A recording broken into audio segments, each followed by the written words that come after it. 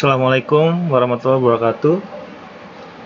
Kita berjumpa kembali di mata kuliah kecerdasan buatan. Kali ini kita masuk ke materi pertemuan minggu ketiga. Materi yang akan kita bahas di pertemuan kali ini adalah tentang masalah dan metode pemecahan masalah. Jadi setiap masalah itu bisa dipecahkan.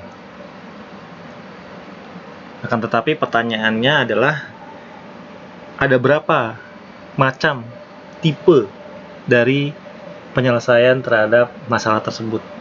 Karena satu masalah terkadang bisa diselesaikan dengan banyak solusi. Semisal kayak gini, paling gampang ya, misalkan kita akan menuju ke suatu lokasi. Nah, untuk menuju ke suatu lokasi tersebut, terkadang kita bisa menggunakan banyak rute, tergantung di mana tempat tinggal kita berada. Tapi walaupun kita berada di tempat tinggal yang sama, untuk menuju ke lokasi tertentu tersebut, ya kita bisa menggunakan rute yang berbeda. Mana yang lebih cepat atau mana yang lebih nyaman, kayak gitu. Nah, kalau kita lihat dari gambar sini, satu permasalahan bisa diselesaikan dengan solusi pertama, kedua, ketiga, keempat, kelima, keenam, ketujuh, dan seterusnya. Jadi banyak solusi yang bisa diselesaikan. Contoh kayak misalkan gini, ketika kita bertanya tentang suatu masalah, misalkan kita menghadapi suatu permasalahan, kenapa terjadi komputer hang atau error? Ketika kita searching di Google, maka Google akan langsung menampilkan berupa daftar pemecahan masalah terhadap masalah yang kita hadapi, lebih dari satu, bahkan sampai puluhan, bahkan ribuan pemecahan masalah. Dari situ kita bisa melihat kira-kira solusi mana yang setidaknya mendekati dengan permasalahan atau pemecahan masalah dari masalah yang kita hadapi. Nah, sistem menggunakan kecerdasan buatan. Tuh, kita lihat di sini ada input masalah atau pertanyaan, kemudian ada basis pengetahuan, motor inferensi, kemudian ada output jawaban atau solusi. Input yang diberikan pada sistem yang menggunakan kecerdasan buatan adalah berupa masalah. Masalahnya apa gitu kan? Kalau kita searching di Google, maka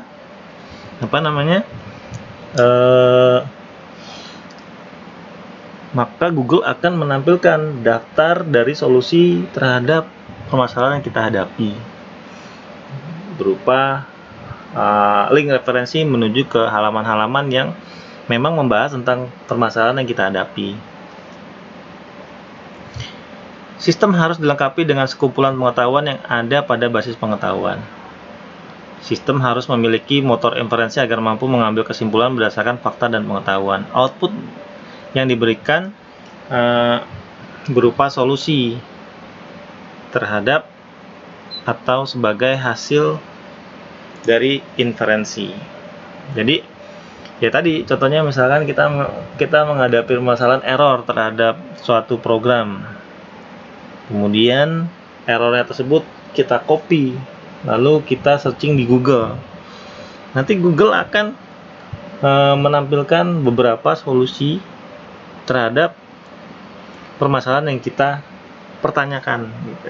Nah, nanti tinggal kita buka, kita cek satu persatu, nanti akan ketemu dengan sendirinya pemecahan masalah terhadap atau solusi terhadap permasalahan yang kita pertanyakan ke Google tadi. Untuk membuat sistem untuk menyelesaikan permasalahan terpisah, kita harus melakukan 4 hal sebagai berikut. Mendefinisikan masalah dengan tepat. Tentukan masalahnya di mana. Jadi tidak bisa kita anggap suatu masalah kalau misalkan itu bukanlah suatu masalah gitu. Kemudian meliputi definisi yang tepat tentang keadaan awal dan keadaan akhir sebagai solusi yang dapat diterima. Analisa masalah. Beberapa fitur penting akan menentukan kelayakan dari beberapa teknik yang mungkin untuk menyelesaikan masalah. membatasi dan menghadirkan pengetahuan yang diperlukan untuk menyelesaikan masalah. Kemudian pilih teknik penyelesaian terbaik dan aplikasikan kepada masalah.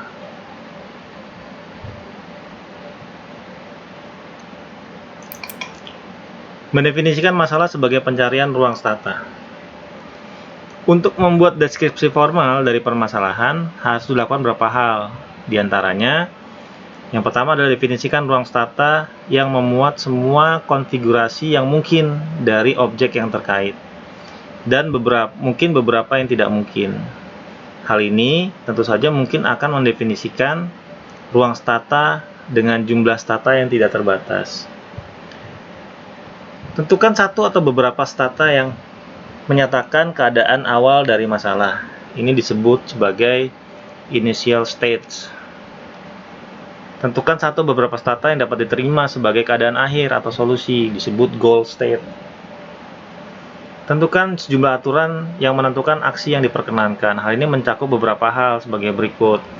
Ada asumsi non-stata yang ditampilkan dalam deskripsi masalah non-formal, akan menentukan yang termasuk dan tidak termasuk stata, seberapa luas aturan dibuat. Dapat menentukan aturan diberlakukan untuk stata mana saja. Seberapa banyak pekerjaan yang diperlukan untuk menyelesaikan masalah harus disusun dan dimasukkan ke dalam aturan. Akan menentukan jumlah baris aturan.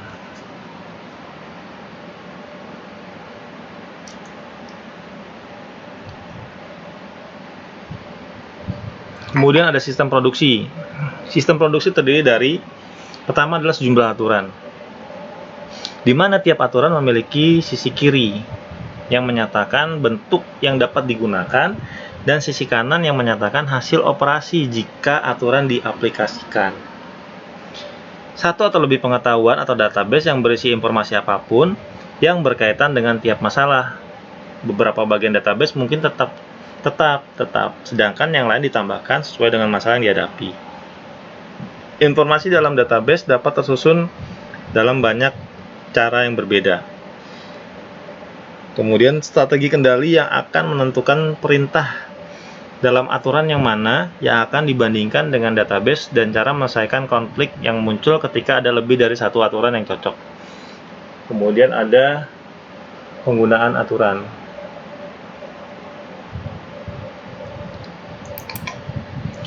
Strategi kendali. Strategi kendali diperlukan untuk memutuskan aturan mana yang akan digunakan dalam lanjutan proses pencarian. Untuk mendapatkan penyelesaian masalah, hal ini akan semakin diperlukan jika terdapat lebih dari satu atau semakin banyak aturan yang mungkin untuk digunakan dalam tiap tahap proses. Pada akhirnya, bagaimanapun keputusan dibuat akan mempengaruhi kecepatan dalam mendapatkan penyelesaian masalah. Syarat satu strategi kendali yang baik adalah, pertama, menggerakkan stata atau state atau menjalankan proses menuju solusi. Kedua adalah harus sistematik. Kedua syarat itu akan melahirkan banyak metode pencarian.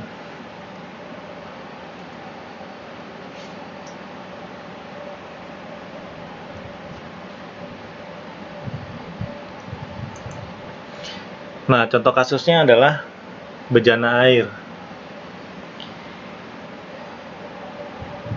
Jika diberikan dua bejana air dengan kapasitas 4 liter dan 3 liter, jadi ada dua bejana. Bejana yang pertama adalah bejana dengan kapasitas 4 liter dan bejana yang kedua adalah bejana dengan kapasitas 3 liter. Anggaplah A dan B. Yang keduanya tidak memiliki skala atau batas ukuran. Ada sejumlah tak terbatas air yang dapat diisikan ke dalam bejana. Bagaimana cara mengisikan tepat 2 liter ke dalam bejana berukuran 4 liter?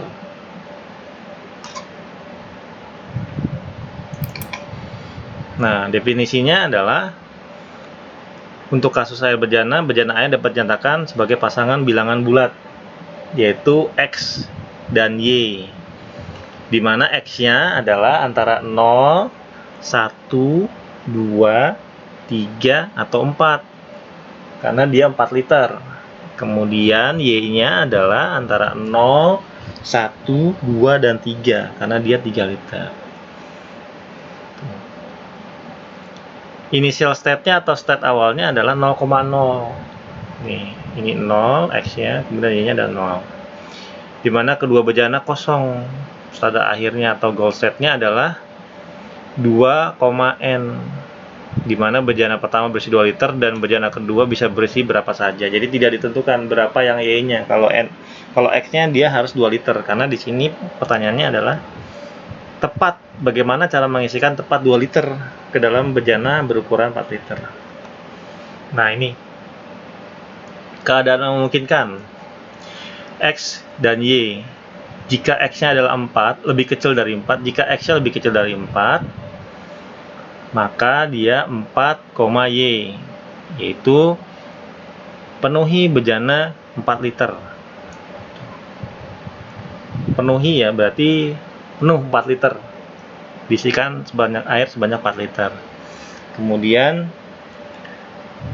X, Y, jika Y-nya lebih kecil dari 3, maka X-nya, 3.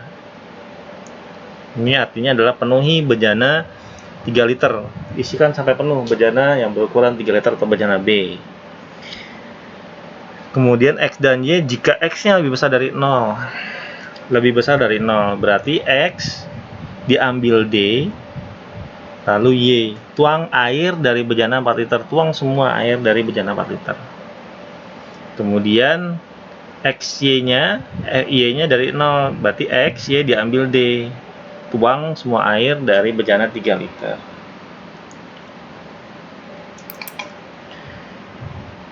Kemudian X dan Y, jika X-nya lebih besar dari 0. Jadi X-nya adalah 0, kemudian Y-nya Y. Kosongkan bejana 4 liter.